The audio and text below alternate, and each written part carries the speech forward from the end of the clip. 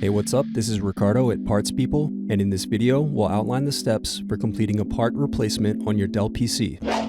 Visit our website and use this coupon for a 5% off discount.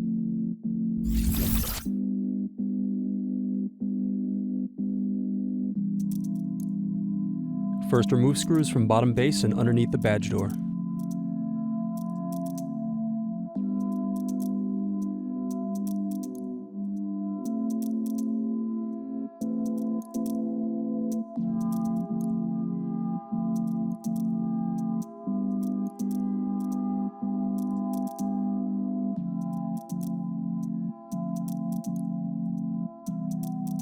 Then remove bottom base. Unplug battery cable.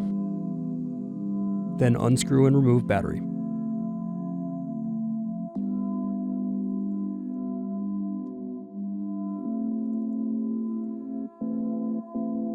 Next, unscrew and remove wireless bracket. Then unplug antenna cables and remove wireless card. Thanks for watching. Don't forget to like and subscribe if you enjoyed this video. And if you need more, check out this playlist to watch other tutorials for your laptop.